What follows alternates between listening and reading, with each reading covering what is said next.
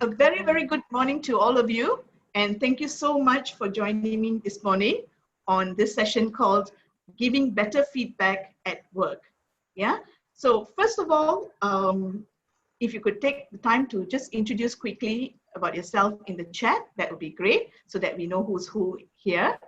And we also like to, I like to let you know that maybe it's good for you to have some pen and paper, some pens here, because sometimes just when you want to write, that particular pen doesn't write. So it's best to have a backup as well. So get those if you haven't got those. And for those of you who are camera shy, if you can show your face, that'd be great. But if you're still camera shy, then I think we'll leave you as you are, okay? All right, so let me start off this morning with showing the screen of this image, yeah?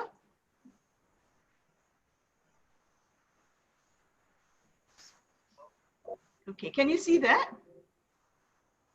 Can you see this?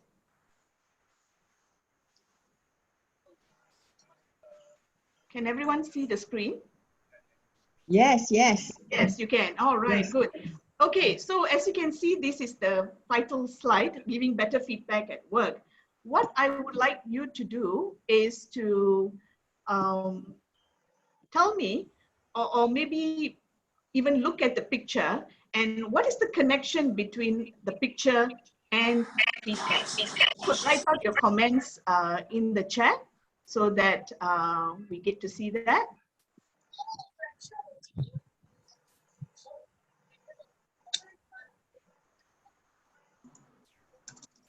Okay, so could you write out, and then we'll see what else have. Right. Thank you very much for coming. So for those who just signed in, thank you for coming for this brilliant session today. So we would like to thank. Is there another session ongoing?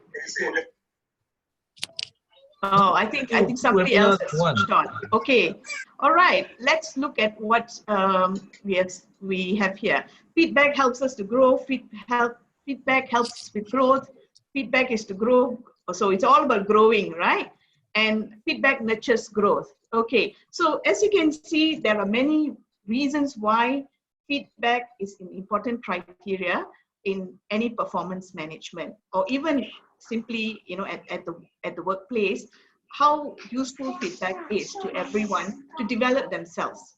Okay, all right. So we'll start off with a short activity. So I would like to request, if you can, to switch on your video, if you don't mind, so that we can have some fun first before we start on the serious subject. Yeah. So if you're comfortable, switch on your video so that we can see your faces. Yeah, that's great. Thank you, Irvin. Okay, we'll see more people, more faces. Okay. Oh yeah, I see Ming's comment. Yeah, feedback hurts sometimes if recipient is not able to accept. So that's what probably we're going to look today, how to give effective feedback so that you do not have a situation where people get hurt from what you say. All right, so most of you are on your video. Thank you very much. Okay, so this activity is called Stand Up. Yeah, so what's going to happen is that I'm going to give you a few statements, and if your answer is yes to each of the statements, you stand up. So let's say, for example, yeah, so I'll say like, stand up if you like coffee. Oh, that's the wrong example to use. Huh? Bulan puasa, yeah. Okay, let's say, for example, and Nazreen is already giving me that look. Okay, let's say we say, stand up if you like to watch movies. So for those of you who think it's a yes, stand up. And for those of you who don't like movies, remain seated. And for those of you who, hold on first, Ashok, hold on, Ashok. And for those of you who are unable to stand up because of your knee injury or calf injury, it's okay. What you do is you raise your hand instead. Okay, all good, all clear? Yeah, okay, so good. I see the thumbs up. Okay, really sorry on my camera because it's broken. It's okay. My desktop doesn't have a webcam. It's all right. But do join in the activity. Yeah? All right. So here it goes. The first statement. Stand up if you like working from home. Can you stand up if you like working from home? Okay, all right. We have a few people standing up. All right. Number 2, stand up if you like watching Astro. Stand up if you like watching Astro. Nobody likes watching Astro. Oh dear. All right. Netflix. Stand up if you like watching Netflix. Oh wow. Okay, we have more people standing up. Right. And if you like listening to songs, stand up if you like listening to songs. Right. Wow, this is a very compliant group. Okay, last question. Last question. Stand up if you're awake now. Stand up if you're awake now. Okay, if you're not standing up, okay, I see thumbs up, Kelvin. Thank you very much. So if you're not standing up, that is serious issue for me. All right. Okay. I wish that feedback would be as simple as this, where you get people to, you know, follow some instructions and then they do it. All of you are great participants. So before we start, let's give ourselves a round of applause. Hardly you hear this nowadays, with working from home, right? Okay. So as you can see, feedback at work, there are 2 types of feedback. We have positive feedback, we have negative feedback. And more often than not, you find most people giving negative feedback, yeah? Or rather the word feedback, the connotation is usually a negative connotation. So as we know from just now, that feedback helps us to grow. So it's important as leaders, as supervisors, to be able to give feedback that is meaningful to our staff members or our team members. And sometimes you do not know the impact that it creates on them. Yeah. So today's program, or rather the session, 1-hour session, we're going to look at what are the stages of giving effective feedback, as well as what happens in each of these stages. Yeah. So that by the end of this session, I think there will be greater clarity as to what feedback entails. Yeah. How many of you here have received feedback and you felt very, very upset about it?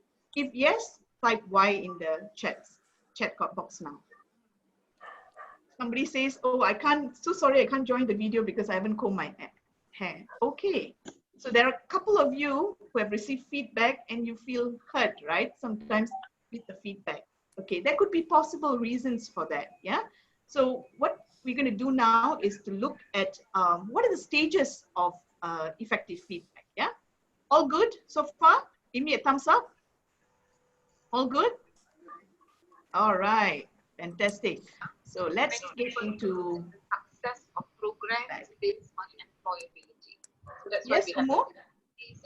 have the employability index to see how far your graduates are employable. Okay. Umo, was that feedback for this session or was for some other session? Okay. All right. So let's look at the feedback process. Yeah. So distinctively, there are 4 stages. The first stage is what we call evaluating, where we actually assess the situation. Then stage number 2 is where we plan to give the feedback. And here you do not involve the person that you're going to give feedback to, but merely we are identifying the solutions and planning what to do and what to say. Yeah. Step number 3 is what we are going to, the process of discussing. This is where the actual discussion takes place. And last but not least, you actually close the session. So there are 4 stages, distinct stages, okay? But underlying these stages, there are 5 key qualities that I think are important in ensuring that the feedback is effective, yeah? So let's look at what the 5 qualities are, yeah? So the first quality is what we call clarity, okay? First of all, a lot of times when we give feedback, we need to be very, very clear, why are we giving that feedback and for whom are we giving that feedback? The intent must be very, very clear, right? A lot of times we get worried about giving feedback because we ourselves may not have that clarity in the mind. So the first quality, the utmost important, is clarity. Yeah, so everyone good so far? Yeah, all right. The second quality is where we talk about being specific. Okay, a lot of times we find that feedback are given, but they're not specific. They tend to be very vague. And why is that vagueness? It's because people who are giving feedback, they are not very clear in their mind what exactly they want to say and what they want you to do. Yeah. So this is all from the experiences that I've gone through, as well as other people's experiences that I've observed. So it's not only just my view, but I think this is a collective view. And some of you would be able to resonate with these qualities. Yeah. So when we mention specific, it means you need to know exactly what is that feedback on. Okay, so let me give you an example what a vague statement would be.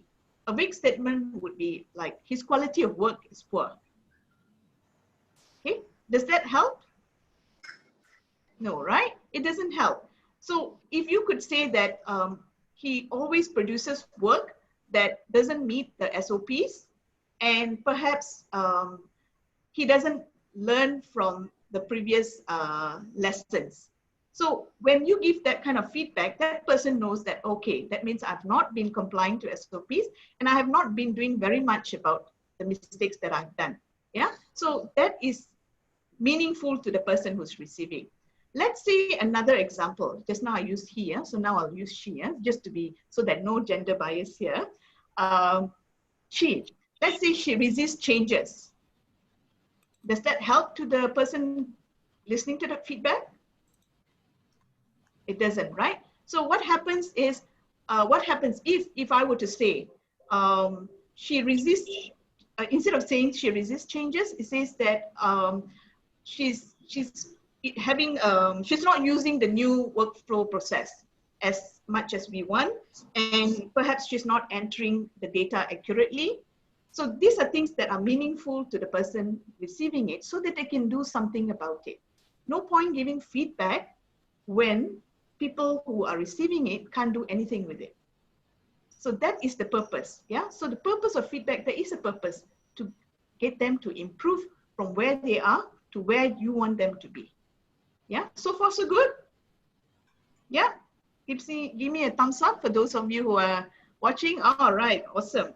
Okay. So the next third criteria would be always make sure that your feedback is based on, is an observed feedback. And what do I mean by observed? Observed meaning you have witnessed it. The opposite of that would be inference.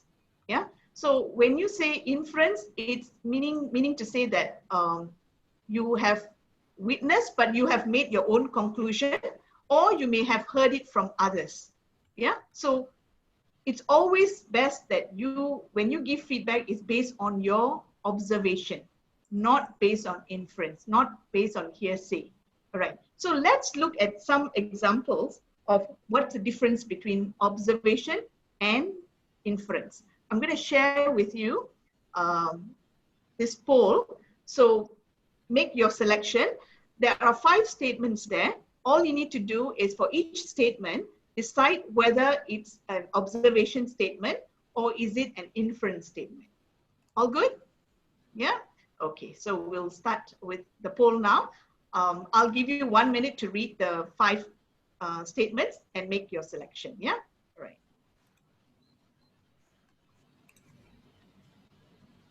Okay, I've just launched a poll. You should be able to see the 5 questions.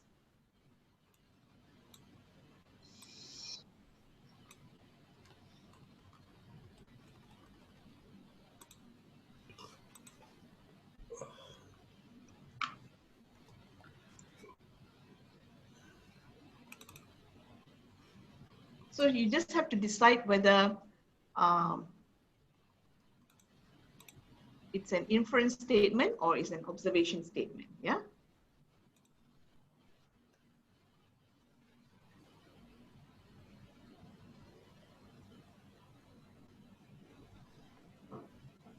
Okay.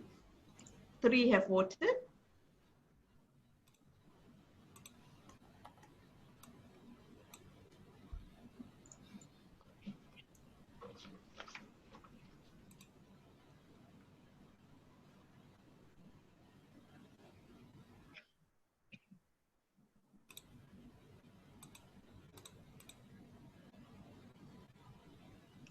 Okay, so let's just give another 15 seconds.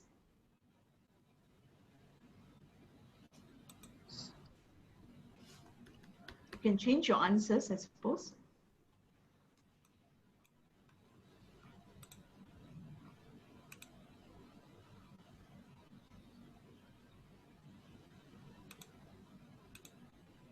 Okay, we'll end the poll here. Right, so let's look at the results, yeah? So all 5 questions had people choosing either one of the options, yeah? So let's look at it so that we have greater clarity. So this is the results. Can you see the results? Can? Yes? Yes, yes. Okay, good. All right, so let's look at number 1. Farida didn't look well. She told me she hadn't slept much the night before because her child was sick. So is this an observation or an inference? It is actually an observation because this is something that you have obtained directly from the person. Okay, she told you, but she told you, she didn't tell anyone else. So you're not inferring. She told you the fact that a child was sick. So it is actually an observation, yeah? Okay, number 2, let's look at number 2. Stephen asked for 2 hours to complete his summary report, but he did it in 1. And when I said how important it was to get it done quickly, this is also an observation statement. Okay, can you all see the results? Yes, in the chat? Because there's somebody who says, yeah. Ashok, can you see? Oh, Ashok is not able to see it. Wait, let me just reshare again, yeah? Okay, I've reshared the results. Okay, so most of you can, yeah, you can see it. Thank you, Ashok. So this is also an observation statement because you have directly witnessed it, yeah? Number 3, Katie was in a bad shape. There was a party last night at the local pub. She's probably hungover. Okay, so this one is definitely an inference. It's your own inference, yeah? Katie didn't tell you that she's hungover, right? It's your own impression. So it is definitely an inference. Number 4, Shan seems to be very nervous today. It might be because he has performance review this afternoon.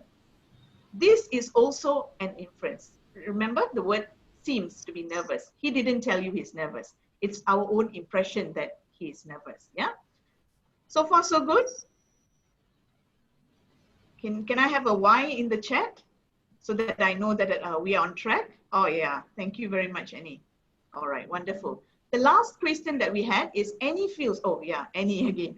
Annie feels that Stephanie's behavior suggests that she doesn't care about her stress levels or her feelings. Okay, so this is where most of you got it right, where you know that it's definitely inference. It's a third party, yeah? So what is important is whatever feedback that we are giving, just ensure that the feedback is based on your observation and not your inference, yeah? So we will move on from here. So I'll stop sharing the results. Okay, so number 3, so if you look at the next quality is timely, right? So whatever feedback that we need to give, it has to be timely. That means right after the event happens, we have to give that feedback. Otherwise, people may not remember the details. You may not remember the details as a giver of the feedback. Even for the receiver, they may not remember. And then they'll go like, you know, when did you tell me this? Or when did this happen? So when it's immediate, I think it's definitely more effective. Okay. Last but not least is what we call private. I'm sure you have heard of the phrase, yeah? When you want to praise someone, do it publicly.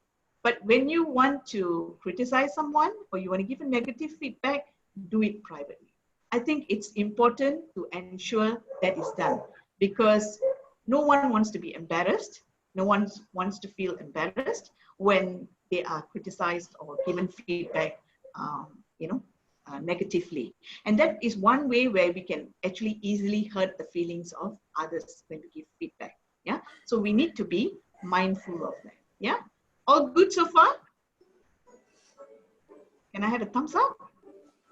Okay. All right. So let's look at, now that we have gone through the 5 key qualities that underlies the stages in feedback, let's look at each of the stages, yeah? So the first stage is what we call evaluating. So in this stage, we basically need to know who are we giving the feedback to. And some of the questions that we could ask in this, in this stage is, what is the function that is to be analyzed? So which part of the function of that person that we are analyzing, and what is the expected performance of this person? And this number 3, this question is very important, yeah? Is the person aware of the standard or expectation? A lot of times we have that expectation in our head, but the person itself may not know. And that's where a lot of the miscommunication happens, yeah? And number 4, what conditions do we think that cause that person to behave that way? So you might want to go through in this is all the questions that you would go through on your own, yeah? You are not consulting them, you are basing it on your own observations. And I will tell you later why this is important when we come to the next few stages, yeah? The other questions that you could ask is, what behaviors of this person that is indicative of that problem, yeah? So what gives you that understanding that this problem exists? And the other part is, of course, the frequency of this behavior. If it happens 1 in 100 days, then maybe it's something, a one-off incident. So let's not make a big deal out of it. But if this is something that happens regularly, then I think it's a cause for concern. Yeah, but let's not just jump the gun just because you've seen the person observing it once, unless it's such a critical feedback that you need to give it immediately. Yeah, and of course, sometimes people do not even know that the problem exists, right?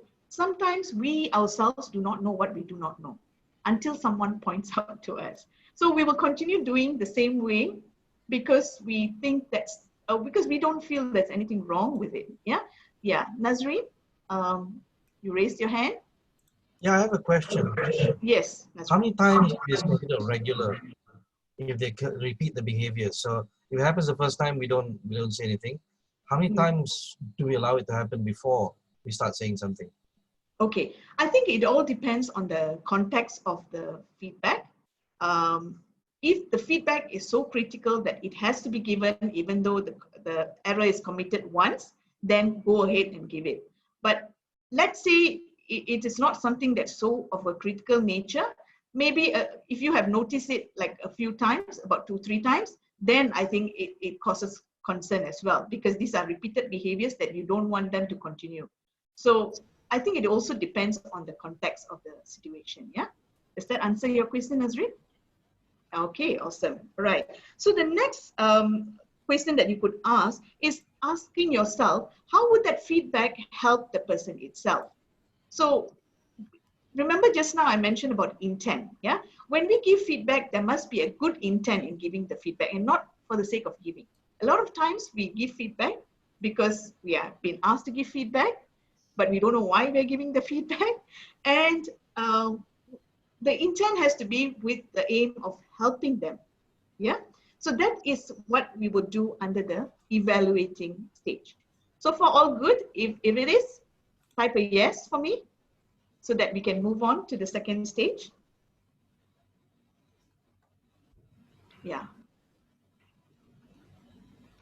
Okay, all right, thank you very much.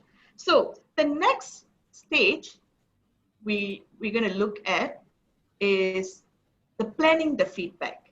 Okay, so planning the feedback is basically you are doing it at your end. You are ensuring what are the possible solutions based on the issues that you have identified, and you're also planning what to say and what to do. Okay, so for this, a good framework to use is what we have here as the achieve model. Yeah, an achieve model. And let's look at what achieve model is all about. Yeah. Okay, number 1, A stands for the ability. We'll get into each of these shortly, but let's look at what the achieve model is all about. The first one is The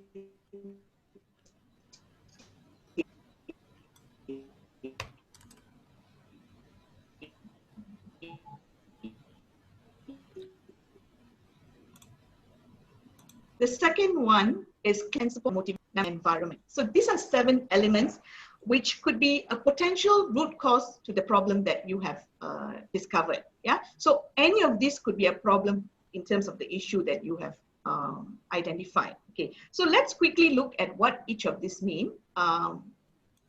Okay. All right. Let's look at this. Can you see the screen?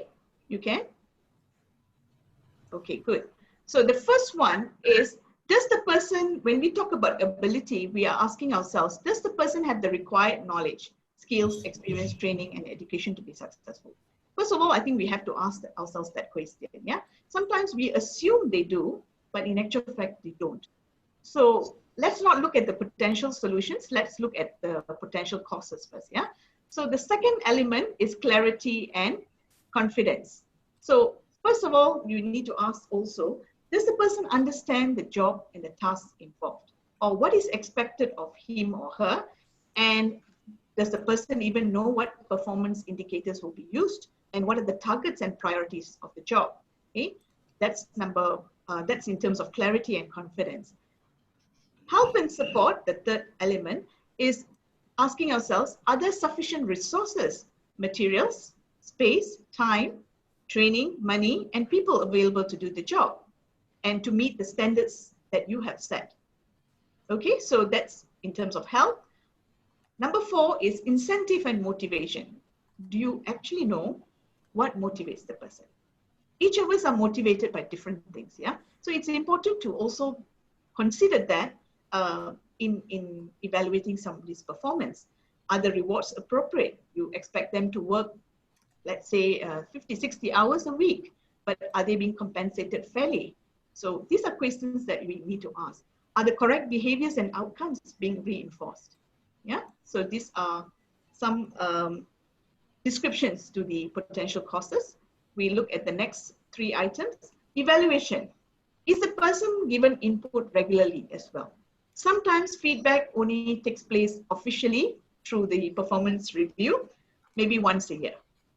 And once a year is not going to help address issues which happened, like say 11 months ago or 12 months ago. Remember, it has to be immediate for some of it to take effect. And also, sometimes people need to know, how are they being evaluated? When are they going to be evaluated? And why are you being evaluated? So sometimes the why question triggers off a lot of other issues in that person, because he or she probably doesn't know, why am I being evaluated? And what impact do I have to the job? Yeah, so they need to understand that. The next criteria, which is number 6, validity, is asking whatever that you're asking the person, is it a valid and reasonable request? And is the person being treated fairly and equally?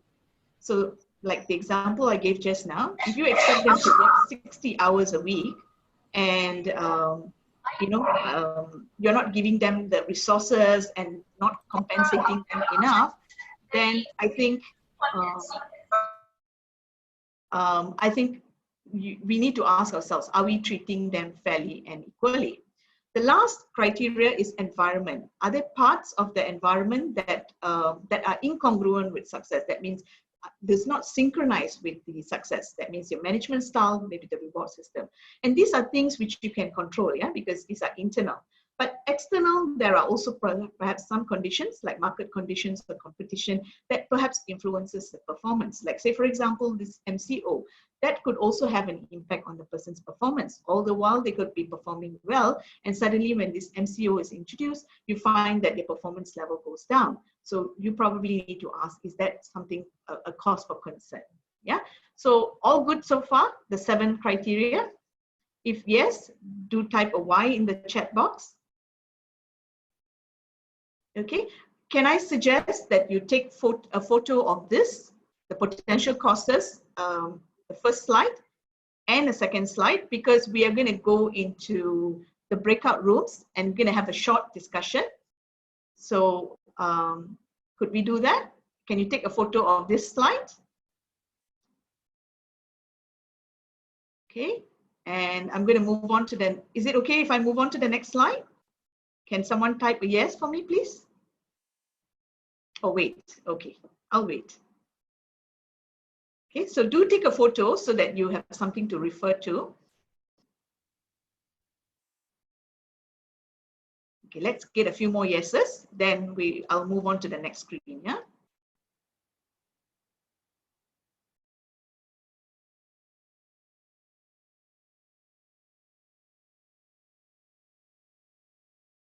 Okay, so let's move on to the next screen so that you can take that screen as well.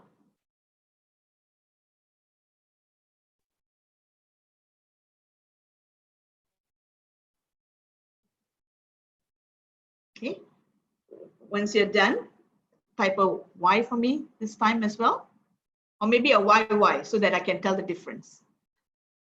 Ah, yes, thank you, Lei Chin.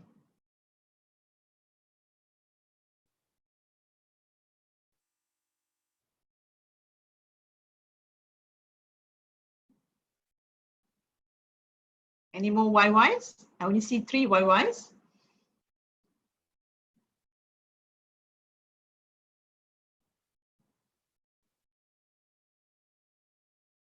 Right, great. So what's going to happen is that I'm going to break you up into 6 groups. So if you see BO1, BO2, BO3, BO4, BO5, BO6, yeah? So when I break you out into your groups, which is automatic assignment, discuss within your each group. That means, let's say if you're in group 1, you need to discuss what could be the potential solutions that you would suggest to overcome this issue, right? So let's say an example is done here for you. Let's say we're talking about ability. The question was, does a person have the required knowledge, skills, experience, training, and education to be successful? So a potential solution would be to provide education, training, coaching, job support, and job reassignment. Yeah, so that is a potential solution. So we're going to do that for the remaining 6 criteria.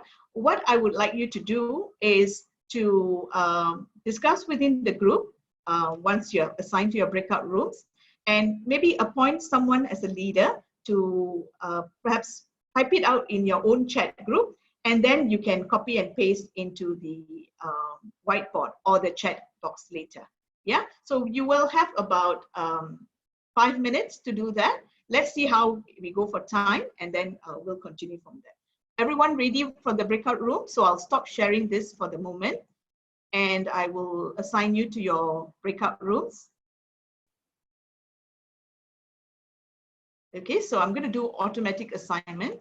I have 6 rooms, so there's about 7 to 8 participants per room. Yeah, so I'm creating the rooms now, and I'm opening the rooms now. I'll pop in as and when I can. So you have about 5 minutes to have a quick discussion and come up with potential solutions. Yeah.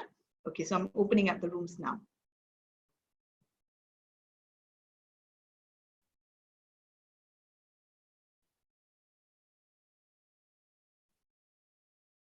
Hi, Prema. This is Nazim. But also saying that it's not get worse before it gets better. I remember we were having a conversation. Hello. Hello, hi everyone. Welcome back to the main session. Is everyone back? I hope it's saved. Sorry? I hope it's saved our whiteboard. Oh, okay. I hope too. I don't know. Okay. So what we will do is, because in the interest of time, okay, so you have done some discussions, and I realized that some of the groups, you know, you had a little bit of challenge to come up with the solutions. Yeah. So let me share with you what I have, and then you can compare with what you have discussed, and you would know how close or how far away you are, right? So these are some suggestions. Yeah. So let's look at the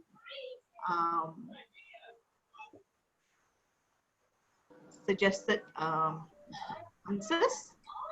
We need, okay, so if you look at this, the first one is already done. Can everyone see this? Yes, yes. Yes, yeah, okay. So if you look at this, you can see for clarity and confidence, because we want to check whether the person understands the job or a task, we need to always review goals, objectives, and standards, and to ensure that we have written agreement in terms of the objective for meeting expectations. And then for number 3, help and support. Because it's talking about resources, we're asking that questions whether there are sufficient resources. Maybe we have to make a plan to provide the resources. So these are all part of your planning before your meetup with the staff member. Okay, right? Okay, then I have some answers here. Oh, okay, wonderful.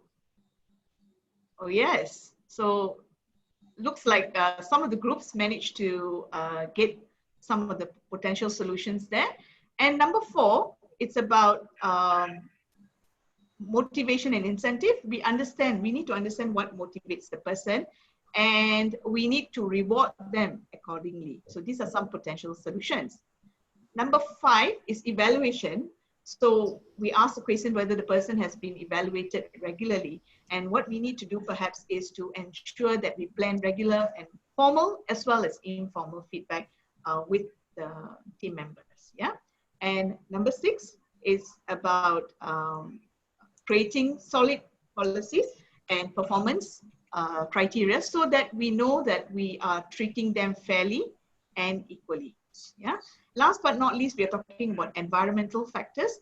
So the suggestion is if these environmental factors are within the areas of your control, then do the necessary adjustment. But if they're not, then plan how best to cope. So let's say, for example, like now, the MCO, it's something that's beyond the control of anyone.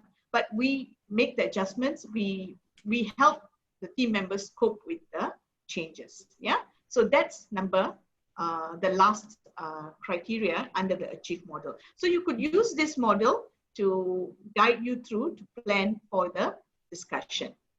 Right? All good so far? Give me a yes if you are.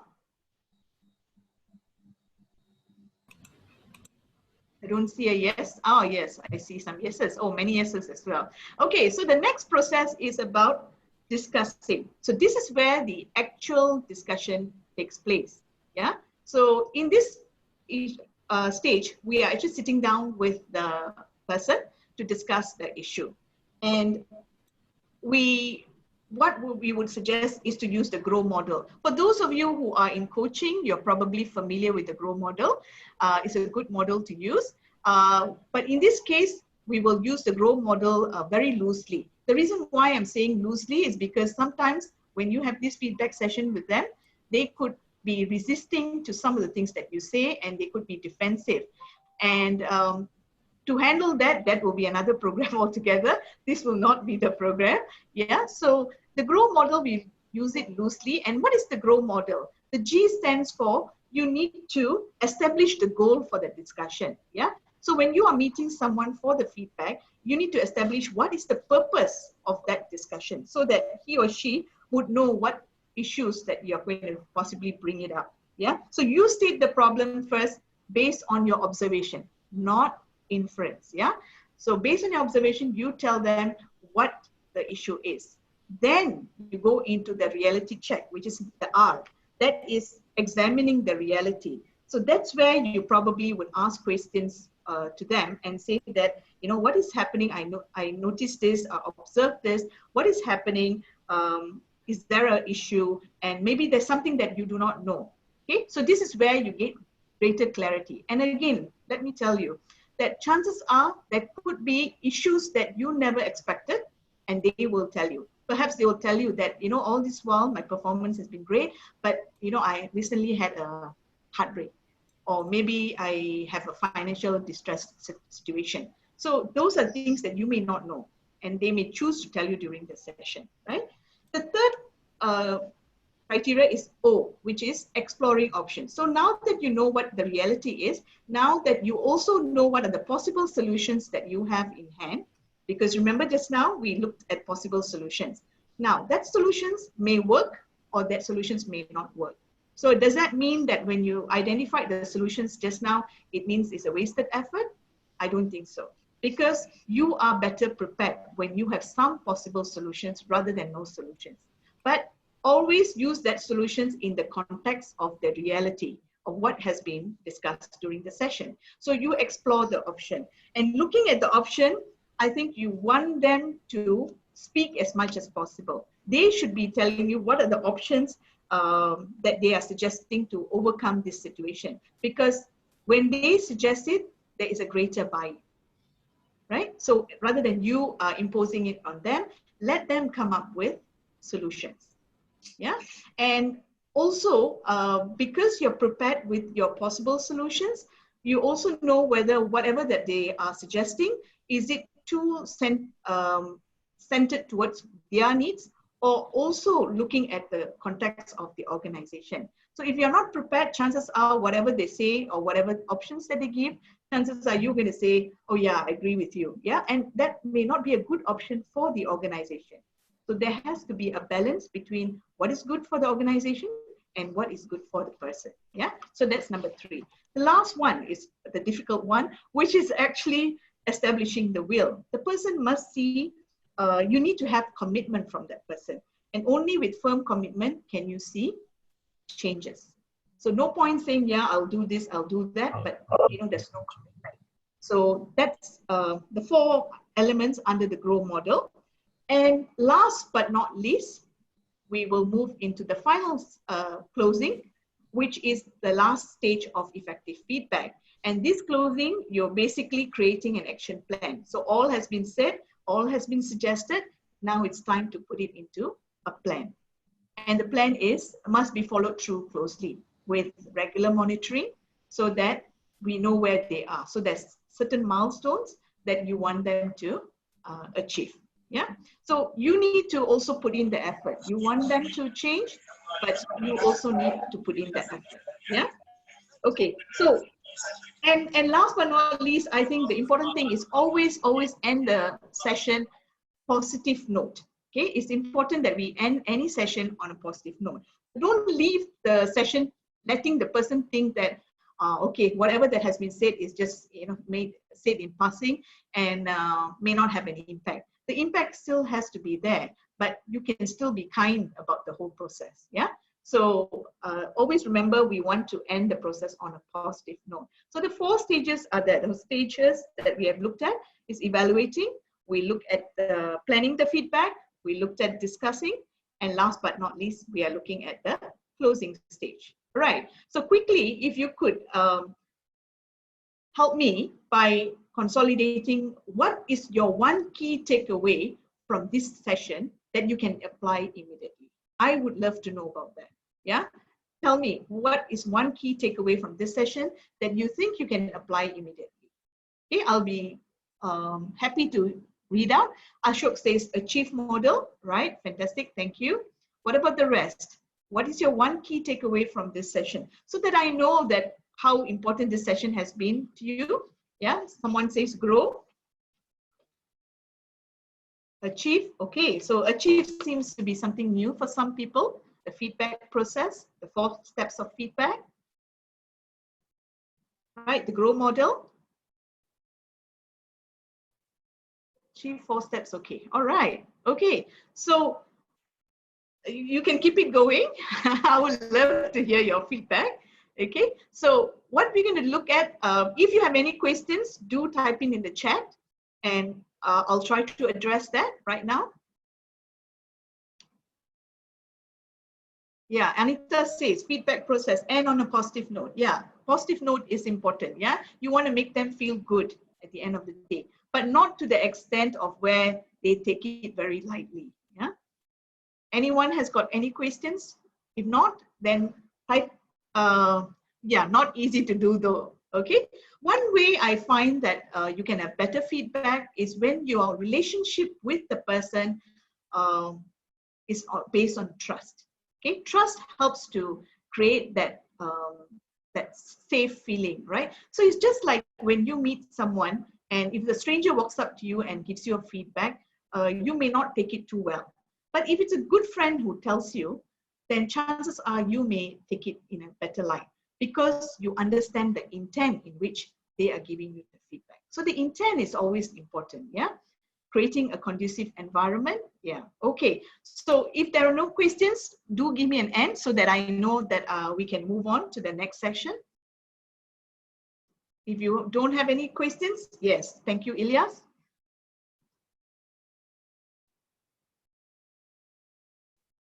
Okay, so we have a few ends here, so you have no questions. Okay, we'll move on to the next slide. The next slide is the evaluation for this webinar. As you know, this webinar is done in conjunction with part of my certification requirement under the Virtual Learncaster certification. And I don't know whether my teacher is still here, Nazreen. So I must thank my teacher, Nazreen, for this program, wonderful program indeed. And if you wish to also join the program, you can visit the NSYNC Learning website. Okay, little bit of promotion here. All right, so I would really, really appreciate if you could give me your feedback using this link. I will paste it in the chat group shortly, right? And let me just let me paste this to the chat group, yeah? Okay, let me stop sharing.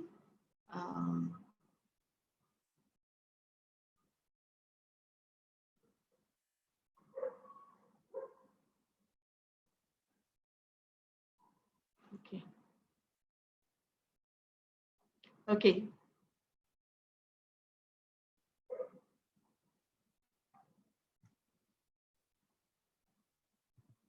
So this is the evaluation link. I would truly, truly appreciate if you could do the evaluation, as well as you could join the other sessions. That would be great. We have we are only halfway through, so we will have many other sessions that you could join. So visit the website, you would be able to see that. Okay, and last but not least, if you wish to keep in touch with me, and this is the contact details, my email and my phone number. So with that, I'd like to thank each of you for your time and effort to be here today. And always remember, giving feedback is actually a gift. Yeah. So when you give a gift, let us make sure that it's a thoughtful gift that we're giving them. So with that, I end the session. Thank you very much for sharing and participating in this session. Yeah. Take care. Bye.